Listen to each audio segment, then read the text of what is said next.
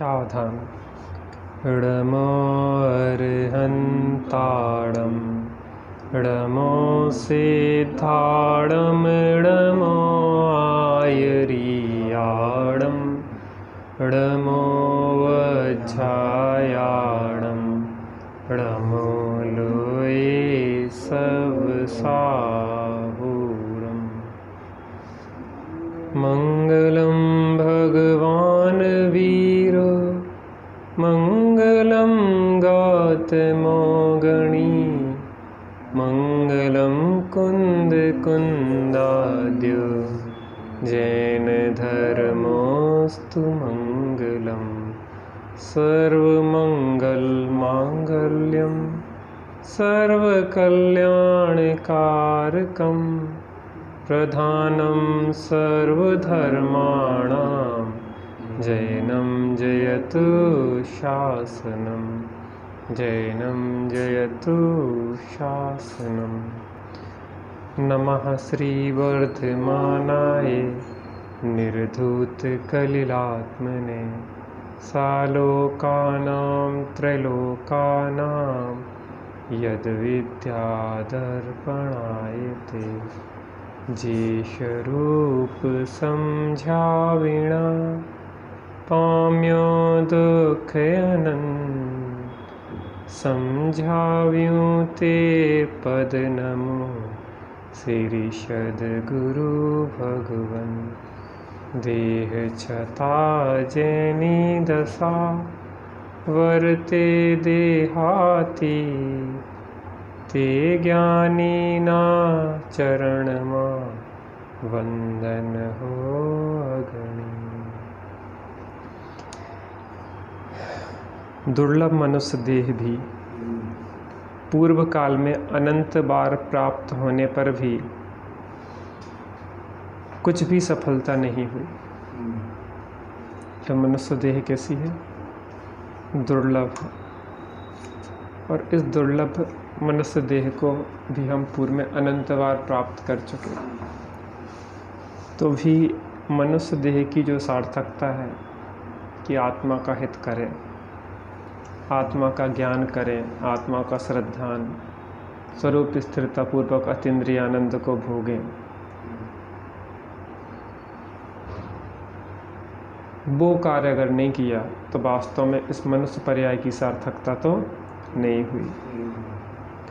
परंतु इस मनुष्य देह की कृतार्थता तो इसमें है कि जिस मनुष्य देह में इस जीव ने ज्ञानी पुरुष को पहचाना तथा उस महाभाग का आश्रय किया। देखो, प्राप्त तो आत्मा को करना है, लेकिन आत्मा प्राप्त कैसे होगी? जिन्होंने आत्मा को प्राप्त किया है उन ज्ञानी पुरुषों के चरणों का आश्रय लेके, उनसे वह विधि पूछ के और उसी विधि से अपने को अंतर्मुखी पुरुषार्थ करना होगा तो आत्मा प्राप्त होगी। तो यहाँ पे श्रीमद जी कह रहे हैं,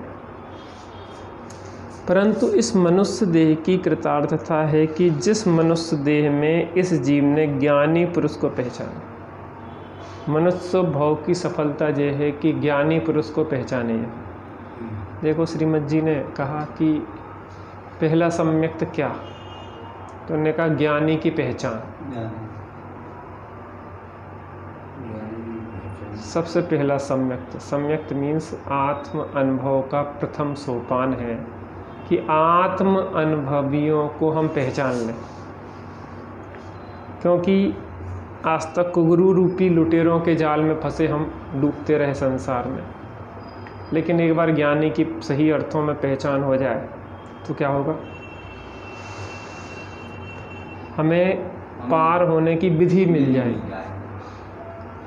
सर्व ही अरहंत ने विधि नष्ट की ने जिस विधि, सबको बताई वह विधि हो नमन उनको सब विधि। जिस पुरुष के आश्रय से अनेक प्रकार के मिथ्या आग्रह आदि की मंदता हुई, जब हम सत्पुरुष के निकट रहते हैं, ज्ञानी जनों के निकट रहते हैं, तो हमारी अनादि काल की जो कुटेवें हैं वो कैसी होती हैं? मंद होती है। पहले कुटेवें जब टूटेंगी, लेकिन पहले वो कुटेवें क्या होगी? मंद होगी, ढीली पड़ेगी। पहले मेल को जब हम सर्फ में गलाते हैं तो मेल क्या होता है? गलता है, ढीला होता है। उसके बाद क्या होता है? टलता है। ऐसे ही हमारे पूर्वाग्रह मताग्रह क्या होंगे? पहले ढीले पड़ेंगे, उसके बाद वह दूर होंगे।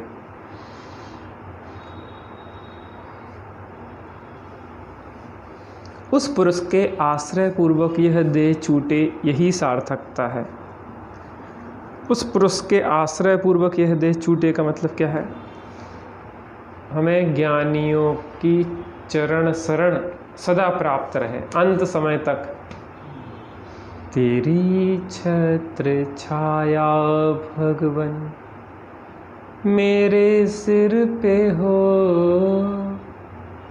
मेरा अंतिम मरण समाधि तेरे दर पर हो। तेरी छत्र छाया दुख नाश हो, कर्म नाश हो, बोधि लाभ वर दो, बोधि लाभ वर दो। जिन गुण से प्रभु आप भरे हो, बह मुझ में भर दो, बह मुझ में भर दो। यही कामना यही प्रार्थना पूर्ण आज कर दो, मेरा अंतिम मरण समाधि तेरे दर पर हो। सच्चे देव सद्गुरु की चरण शरण पूर्वक जीवन व्यतीत हो और सच्चे देव सद्गुरु के चरणों में ही इस जीवन का अंत हो जाए, मरण समाधि पूर्वक। जन्म जरा मरण आदि का नाश करने वाला आत्मज्ञान जिसमें विद्यमान है, उस पुरुष का आश्रय ही जीव के जन्म जरा मरण आदि का नाश कर सकता है।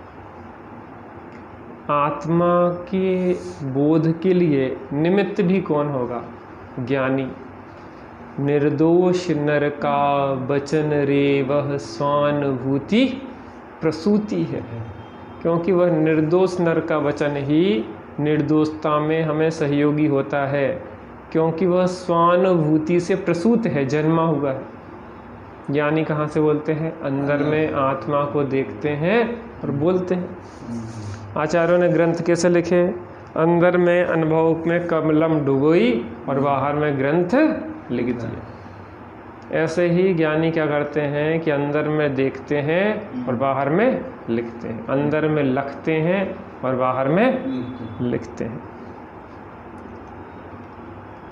उस पुरुष का आश्रय ही जीव के जन्म जरा मरण आदि का नाश कर सकता है, क्योंकि यही यथासंभव उपाय है। हम और कुछ नहीं कर सकते। बुद्धिपूर्वक तो सद्गुरु को खोज के उस सद्गुरु के चरण शरणों को प्राप्त करें, उसके नज़दीक रह के उससे कला सीखें। और हम क्या करें? बुद्धिपूर्वक का सद आयतनों में रह के अंतर्मुखी अभ्यास कर सकते हैं, लेकिन कर्मों के उपशम छह उपशम करना हमारे हाथ में नहीं है। संयोग संबंध से इस देह के प्रति इस जीव का जो प्रारब्ध होगा, वह व्यतीत हो जाने पर इस देह का प्रसंग निवृत्त होगा। अर्थात हमें जब तक इस देह का संयोग रहना है, एक क्षेत्राभ का संबंध रहना है, जब तक आयु कर्म है या जब तक भाव है तब तक रहेगा। उसके बाद क्या होगा? वो निवृत्त हो जाएगा। जब तक कर्म जो बचे हैं, एक बार ज्ञानित्व आया तो अब उसके ज़्यादा संसार रहने वाला नहीं है, अब उसके अनंत भाव रहने वाले नहीं हैं, अब वो संसार उसका सीमित हो जाएगा। इस देह का वियोग कभी भी होना निश्चित है, परंतु आश्रय पूर्वक देह छूटे।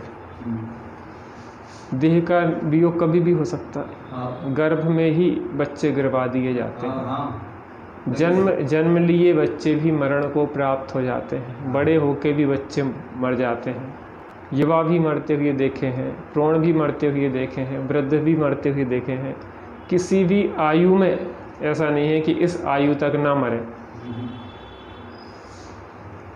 लेकिन देह छूटे तो आश्रय पूर्वक छूटे। व्यवहार में देखा जाए तो पंच परमेष्ठी के देवसाद गुरु की शरण में, और परमार्थ से देखा जाए तो शुद्धात्मा की शरण पूर्वक देह छूटे, वही जन्म सार्थक है। जो देवसाद गुरु की और शुद्धात्मा के आश्रय से देह छूटे तो वही जन्म और वही मरण की सार्थकता है।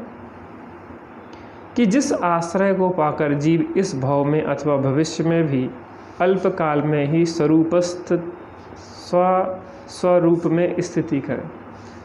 वैसे तो इसी भव में ज्ञानी के चरण शरण से आत्मबोध की प्राप्ति हो जाएगी। चतुर्थ काल स्वरूप स्थित होना ऐसा होता है कि जब जो उपयोग बाहर में भटक रहा है, आँखों से बाहर में देख रहे हैं और आंखें बाहर देखना छोड़ के अंदर में आत्मा को देखने लग जाए, अर्थात आँखों के माध्यम से जो ज्ञान बाहर में देख रहा है वो अंदर में देखना शुरू कर दे। चाचा क्या कहा? जो ज्ञान बाहर देख रहे हैं वो अंदर देखने लगे। उपयोगवान का है, वो उपयोगवान इंद्रियों के माध्यम से बहिर्मुखी हो रहा है।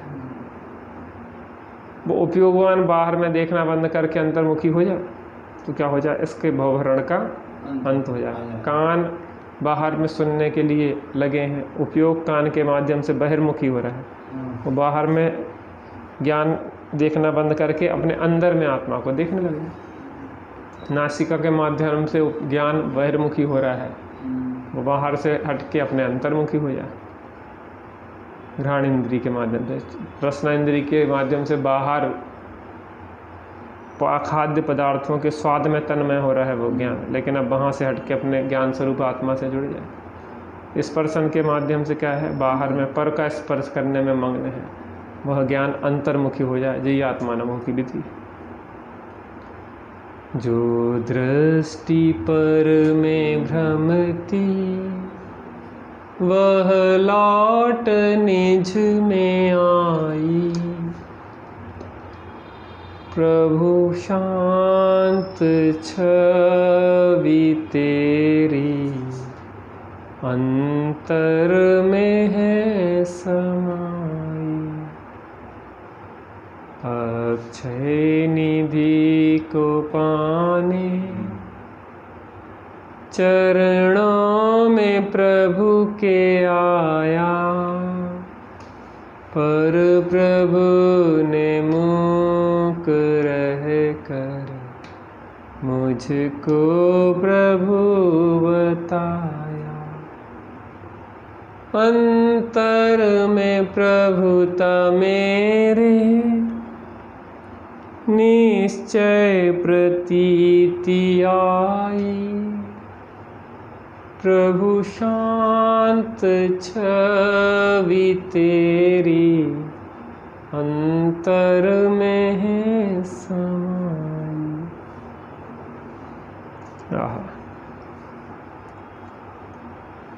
अभी स्वरूप स्थिति हो जाएगी या भविष्य में हो जाएगी ज्ञानी की देशना से। श्री सद्गुरु ने कहा है, ऐसे निर्ग्रंथ मार्ग का सदैव आश्रय रहो। निर्ग्रंथ दशा भले प्रकट हो ना पाए, लेकिन निरंतर भावना उसी की भाव। संत साधु वन के विचरूं, वह घड़ी कब आएगी। चल पड़ूं में मोक्ष पथ पर, वह घड़ी कब आएगी। आएगा वैराग्य मुझको इस दुखी संसार से, आएगा वैराग्य मुझको इस दुखी संसार से। छोड़ कर घर वार दीक्षा की घड़ी कब आएगी।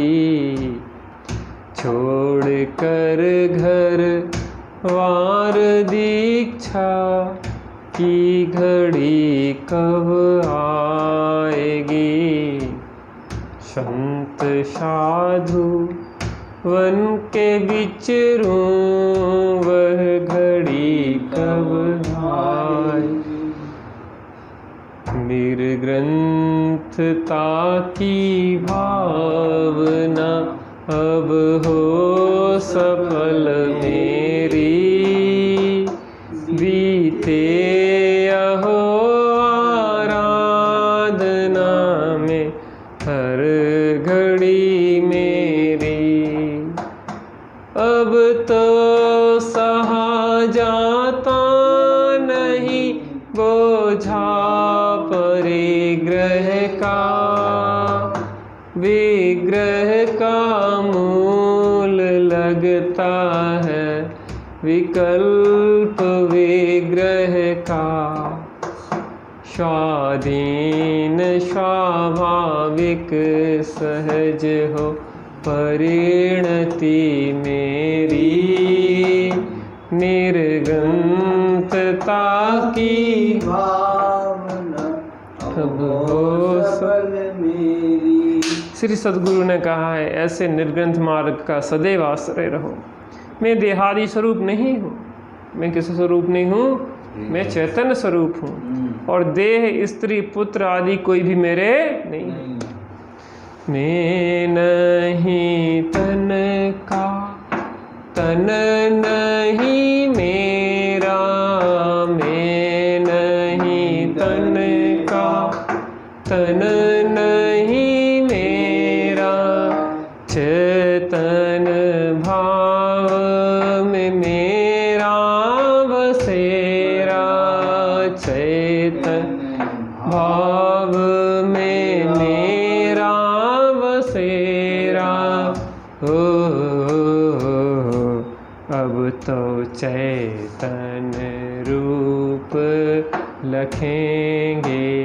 निजानंद पान करेंगे। चाहूँ गतियों में नाही रुलेंगे। निजानंद पान। शुद्ध चेतन स्वरूप अविनाशी ऐसा मैं आत्मा हूँ। मैं कौन हूँ? शुद्ध चेतन स्वरूप अविनाशी आत्मा हूँ मैं। ऐसे हुंकार लगना चाहिए। मैं कौन हूँ? चेतन आत्मा। मैं कौन हूँ? स्वरूप आत्मा, अविनाशी आत्मा। देह मरे पर मैं नहीं मरता। अजर अमर हूँ आत्मस्वरूप। सहजानंदी शुद्ध स्वरूपी अविनाशी हूँ आत्मेश्वर। मैं कैसा हूँ? अविनाशी आत्मा हूँ, चैतन्य स्वरूप हूँ। इस प्रकार आत्म भावना करते हुए राग देश का क्षय होता है निरंतर। मैं शुद्ध चैतन्य स्वरूप अविनाशी अमूर्ति प्रदेशों का पुंज प्रसिद्ध ज्ञानादि गुणों का धारी अनादि निधन वस्तु में हूँ। आप स्वयं हूँ। बार बार बार बार बार बार ऐसी हुंकार लगे। छूटे देहाध्यास तो नहीं करता तू कर्म। नहीं भोगता तू कर्म का। यही धर्म का मन। किसी धर्म से मोक्ष पद तू है मोक्ष स्वरूप। शुद्ध बुद्ध चैतन्य घन स्वयं ज्योति सुखधाम। और अधिक कितना कहें कर विचार तो पाम। और अधिक कितना कहें कर विचार तो पाऊं। क्या कह रहे हैं, अगर देह में अपनापन छूटे तो तीर्थ कर्मों का कर्ता होता नहीं है और कर्मों का फल भी उसको भोगना नहीं पड़ता। इसलिए इस देह का अपनापन छोड़ो। अमृतचंद स्वामी ने पुरुषार्थ सिद्धि उपायों के 14वें श्लोक में कहा कि यह जीव कर्मकृत शरीर आदि और राग आदि में अपनापन करता है, यही संसार का मूल बीज है। कर्मकृत पदार्थों में क्या करता है, अपनापन करता रहता है। एकत्व ममत्व कर्तृत्व भोक्तृत्व। जब आत्मा अनुभूति हो जाती है तो यह सब छूट जाते हैं और शीघ्र ही उसको मोक्ष पद प्राप्त कर हो जाता है। वो मोक्ष पद कैसा है, जिसमें अनंत ज्ञान दर्शन अव्यवाद सुख मिलता है। लेकिन धुन काय की होना चाहिए कि मैं शुद्ध बुद्ध चैतन्य घन स्वयं ज्योति सुखधाम हूँ। मैं कैसा हूँ, शुद्ध हूँ, शुद्ध हूँ, ज्ञानावरण दर्शन आदि 8 कर्मों द्रव्य कर्मों से रहित, भाव कर्मों से रहित और 9 कर्मों से रहित मेरा चैतन्य स्वभाव है, शुद्ध है। बुद्ध माने ज्ञान स्वरूप। ज्ञान से ज्ञान में ज्ञान ही हो, कल्पनाओं का एकदम विलय हो। ज्ञान से ज्ञान में ज्ञान ही हो, कल्पनाओं का एकदम विलय हो। भ्रांति का नाश हो, शांति का वास हो। ब्रह्म प्यारे तेरी भक्ति में क्षण जाए सारे। मेरे शाश्वत शरण सत्य तारण तरण।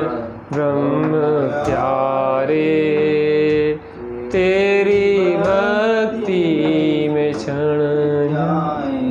शुद्ध बुद्ध चैतन्य घन, चैतन्य का घन पिंड हूँ। चैतन्य चेतन चारों ओर से ठोस चैतन्य की मूर्ति हूँ। स्वयं ज्योति स्वरूप हूँ, ज्ञान ज्योति, केवल ज्ञान ज्योति से प्रकाशमान हूँ। सुख का धाम, सुख का घर हूँ। और अधिक कितना कहें, कर विचार अनुभव कर तो अपने आप स्वरूप प्रकट प्रत्यक्ष हो जाएगा। अनुभव करना कि नहीं करना, इसी भाव में कि अगले भाव में, कल करना कि अभी करना। देर क्यों कर रहे हो, फिर बैठो ध्यान में। देख मोक्ष का मार्ग बाहर नहीं परंतु अंतर आत्मा में है। कहाँ है, और देख कहाँ रहे हैं, लगता है कि मुनि बन जाएंगे, भगवान बन जाएंगे तो सुख हो जाएगा। अरे सुख स्वरूप अंदर में आत्मा को देखो तो मुनि दशा और भगवत दशा उसी सुख स्वभावी आत्मा में से प्रकट होगी। कहीं वही आंशिक लीनता रूप मुनि दशा और पूर्ण लीनता रूप भगवत दशा है। किसकी, शुद्ध आत्मा की। तो फिर जिसने मार्ग की प्राप्ति की है वही मार्ग को प्राप्त कराएगा। जिसने मार्ग की प्राप्ति करी है वही मार्ग को प्राप्त कराएगा। क्योंकि जिसने स्वयं नहीं जाना है मार्ग को, वो मार्ग को प्राप्त करवाने में समर्थ नहीं है। टोडरमल जी साहब ने कहा कि एक बच्चा है, स्त्री का स्वांग करके तमाम प्रकार के हाव भाव कर रहा है, लेकिन स्त्री कृत अंदर में उसकी फीलिंग नहीं है। ऐसे ही बाहर में भले हम आत्मा आत्मा कह रहे हैं, लेकिन आत्मानुभूति नहीं है। वास्तव में हमें वो वेदन अंदर स्वरूप का नहीं होता, ऊपर ऊपर है वो सब। शास्त्र में मार्ग कहा है परंतु मर्म नहीं। क्या कहा, शास्त्र में मार्ग कहा है, मर्म नहीं। क्या कहा, शास्त्र में मार्ग कहा है, मर्म नहीं। मार्ग है, मर्म कहाँ है, लेकिन मर्म ज्ञानियों के हृदय में है। मर्म तो सत्पुरुष के अंतर आत्मा में रहा है। तो आओ उस मर्म को जानकर आत्म कल्याण के मोती पिरो लो और जागृत होकर ज्ञानी के मार्ग का अवधारणा करो। देर किस बात की है, तो जागर चेतन प्राणी कर आत्म की अगवानी। जो आत्म को लखते हैं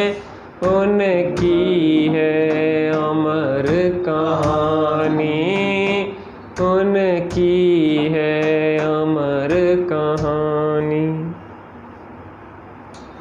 कहीं दर्पण देख विरक्ति, कहीं मृतक देख वैरागी। कहीं दर्पण देख विरक्ति, कहीं मृतक देख वैरागी। बिन कारण दीक्षा लेते वे पूर्व जन्म के त्यागी। तुम भूल न जाना उनको, अतएव कहूँ ये कहानी। जो आत्म को लखते उनकी है अमर कहानी, उनकी है। हाँ। शास्त्र में मार्ग कहा है परंतु मर्म नहीं। मर्म तो सत्पुरुष के अंतर आत्मा में रहा है। तो आओ उस मर्म को जानकर आत्म कल्याण के मोती पिरोलो। किसके पिरोलो मोती? जन्म धर्म के हीरे मोती मैं बिखराऊं गली गली। ले लो रे कोई प्रभु का प्यारा, शोर मचाऊं गली। और जागृत होकर ज्ञानी के मार्ग का उदाहरण करो। कैसे? सोते में कि जागृत में? बहुत सो लिया है, तट से बंध के बहुत रह लिए, अब तो सागर में बैठूंगा। तुमको है सौगंध हमारी, हमको जरा बचाने आए। ओ मेरे अंधे अभिभावक। कैसे हो? अंधे अभिभावक। अज्ञानी कैसे हैं? ते कुगुरु जन्म जल उपल नाम। अंधे हैं जो स्वयं नहीं देख पा रहा है और दूसरे को मार्ग क्या बताएगा। अंधा ठेलिया और दोनों कूप पड़ंत। अंधा अंधे को मार्ग बता रहा है। एक रोड के किनारे एक व्यक्ति खड़ा था, दूसरे व्यक्ति ने उसका हाथ पकड़ा और दोनों रोड पार करने लगे। उसने कहा बहुत बहुत धन्यवाद आपको, मुझे अंधे को आप रोड पर अपार करा रहे हैं। उसने कहा अरे तुम अंधे हो? कल मैं भी अंधा हूँ, मैं इसी इंतजार में था कि कोई आँख वाला आए और रोड पार करवा दे। और अपन तो दोनों अंधे हैं और दोनों गड्ढे में गिर गए और कुएं में गिर गए और क्या हुआ? मरण को प्राप्त हो गए। तो अंधा अंधे ठेलिया दोनों कूप पड़ंत। अज्ञानी अज्ञानी के मार्गदर्शक बन रहे हैं। किसके मार्गदर्शक बन रहे हैं? अज्ञानियों के गुरु बनने की अपेक्षा ज्ञानियों का शिष्य बनना श्रेष्ठ। क्या कहा?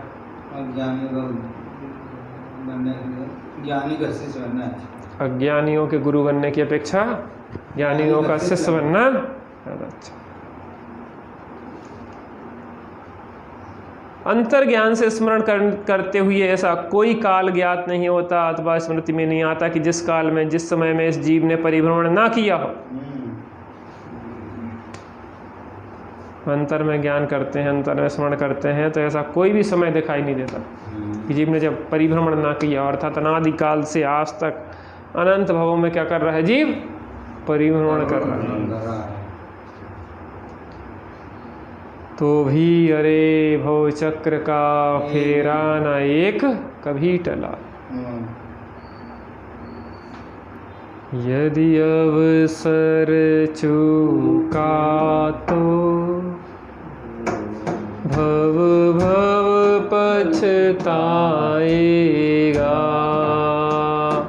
फिर काले अनंत अरे दुख का घन छाएगा।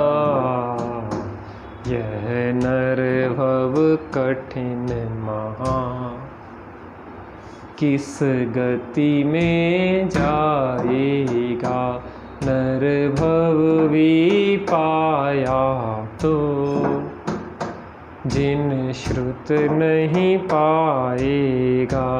अनगिनती जन्मों में अनगिनती कल्पों में जिया कब तक उलझेगा, ये संकल्प विकल्पों। कोई ऐसा समय स्मरण में नहीं आता जब जीव ने परिभ्रमण ना किया हो।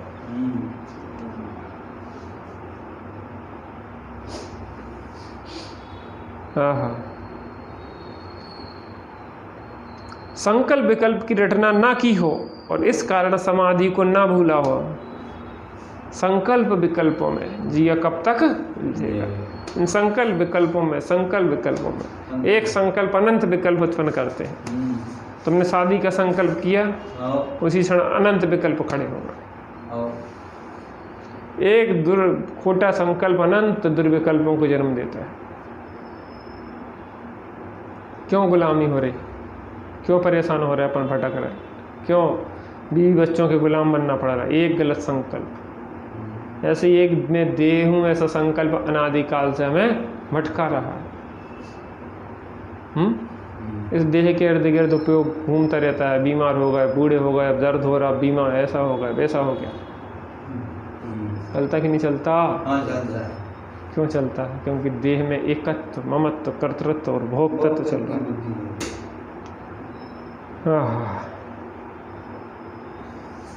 संकल्प विकल्प की रटना ना की हो और इस कारण समाधि को ना भूला हो। समता स्वभाव को इस देह के एकत्व के कारण अनादिकाल से जीव भूला हुआ है। अब क्या करना है? जाग रे जाग, जाग रे जाग, जाग रे जाग, तू जाग रे चेतन दे,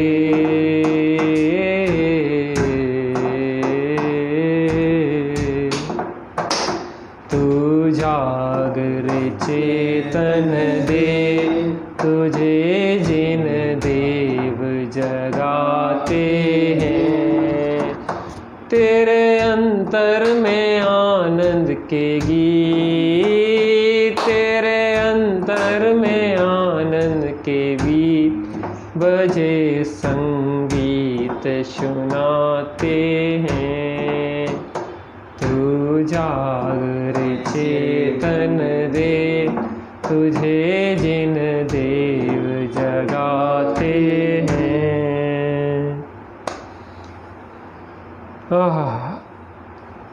संकल्प विकल्प की रटन न की हो और इस कारण समाधि को न भूला हो। निरंतर यह स्मरण रहा करता है और यह महावैराग को जन्म देता है कि अनादिकाल से मैं अपने को भूल के अपनी समाधि को भूला रहा और संसार में परिभ्रमण किया। यह चीज़ क्या करती है? मुझे निरंतर स्मरण रहती है और यह बार बार वैराग को, महावैराग को जन्म देती है कि संसार में उलझना। अब तो विषयों में नहीं रुलेंगे, चिदानंद पान करेंगे, चहूँ गतियों में नहीं रुलेंगे, निजानंद पान करेंगे। मैं नहीं तन का तन नहीं मेरा, मैं नहीं तन का तन नहीं, चैतन्य भाव में मेरा बसेरा, चैतन्य भाव में मेरा बसेरा। अब तो चैतन रूप लखेंगे, निजानंद पान करेंगे, चहूँ गतियों नहीं रुलेंगे, निजानंद। निरंतर यह स्मरण रहा करता है और यह महावैराग को जन्म देता है कि अब संसार में बहुत भटक लिया, अब भटकना। फिर से स्मरण होता है कि केवल स्वच्छंदता से परिभ्रमण करते हुए इस जीव को उदासीनता क्यों ना आई। आज तक क्यों परिभ्रमण हो रहा है? क्योंकि स्वच्छंदता से, स्वमति कल्पना से जीव ने मुक्ति का मार्ग खोजने का प्रयास किया, लेकिन ज्ञानियों के कहे अनुसार मार्ग प्राप्त नहीं किया।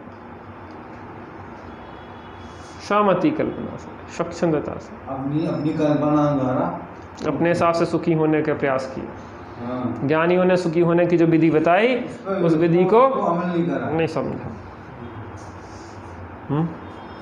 अब क्या करना है?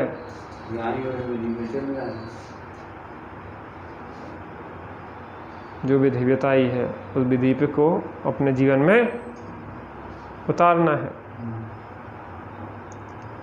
दूसरे जीवों के प्रति क्रोध करते हुए, मान करते हुए, माया करते हुए, लोभ करते हुए या अन्यथा करते हुए यह बुरा है, ऐसा यथा योग क्यों ना जाना। ये कसाएं बुरी हैं, मान, क्रोध, कसाय, हास, रति, काम, वासनाएं, इनमें लगे हुए ये कसायों से निरंतर दुखी हुए। कहते हैं कि दुख का कारण बुरा कार्य ही पाप है। और उन कसायों और जो आत्मा को कसे अर्थात दुख दे। हम तुम पे गुस्सा करेंगे तो दुखी कौन होगा? तुम कि हम? जो गुस्सा करेगा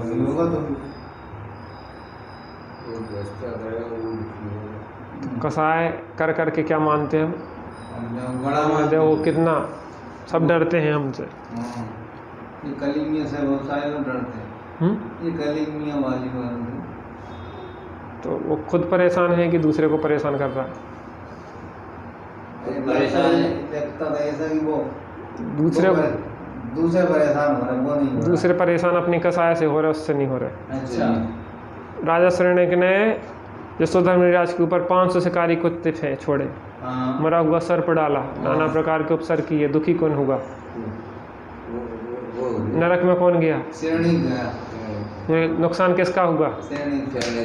फिर जनवाणी जो कहती है उसको मानो, मनमानी से नहीं चलो, स्वमति कल्पना से नहीं होगा काम। फिर स्मरण है होता है कि केवल स्वच्छंदता से परिभ्रमण करते हुए जीव को उदासीनता क्यों ना आई। दूसरे जीवों के प्रति क्रोध करते हुए, मान करते हुए, माया करते हुए, लोभ करते हुए या अन्यथा करते हुए यह बुरा है, ऐसा यथा योग क्यों ना जाना। अर्थात ऐसा जानना चाहिए था, गलत को गलत जानना चाहिए था, जहर को जहर जानना चाहिए था, अमृत को अमृत जानना चाहिए था, जहर को छोड़ के अमृत पीना चाहिए था। हम अमृत पीते रहते हैं और मस्त रहते हैं, और मस्त रहते हैं, और मस्त रहते हैं, और मस्त रहते हैं। सुख आते हैं, दुख आते हैं, इनमें आते जाते सुख दुख में हम मस्त रहते हैं, हम मस्त रहते हैं। कभी मान मिला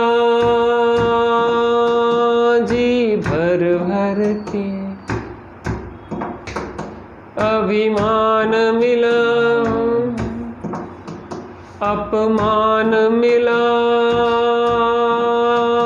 जी भर भर के। इस मान अपमान के खेल में हम मस्त रहते हैं, हम मस्त रहते हैं, हम आनंदित रहते हैं, हम सुखी रहते हैं। फिर भी ना जाना, और यह भी पुनः परिभ्रमण करने के प्रति वैराग्य जगाता है।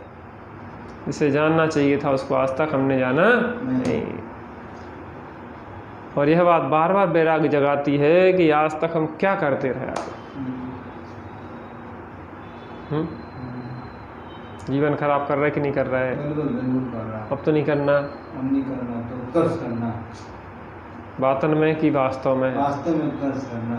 साचा सोते सोते में जिंदगी निकालना है, रोते में निकालना है कि बोझ ढोते में निकालना है?